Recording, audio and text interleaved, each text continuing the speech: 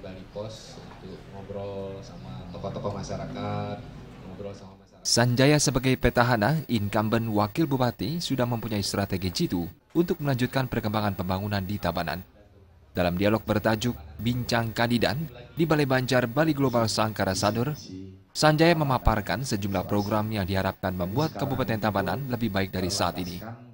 Pihaknya akan melanjutkan program atau visi dan misi Serasi Jilid 2.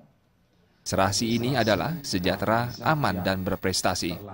Serasi juga bisa diibaratkan sebagai suatu keseimbangan untuk membangun Tabanan yang berlandaskan Trihita Karana. Sanjaya bersama calon Bupati Tabanan, Niputu Eka Wiryastuti, yang dikenal dengan paket Eka Jaya, sudah punya kesamaan pemikiran untuk tetap mengembangkan pertanian sebagai lokomotif pembangunan ekonomi Tabanan. Untuk melanjutkan programnya, Eka Jaya tetap fokus terhadap pembangunan yang berbasis pedesaan, yakni perbaikan program pertanian dari hulu ke hilir. Eka Jaya juga akan melanjutkan program badan usaha milik desa. Hal ini menjadi fondasi dasar dalam pembangunan ekonomi di Kabupaten Tabanan.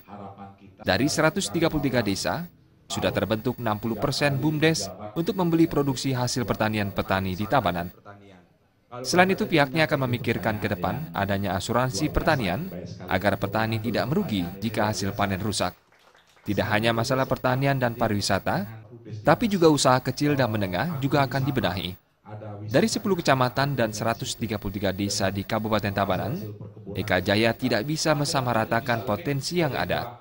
Mereka akan menggali potensi-potensi yang ada di desa masing-masing.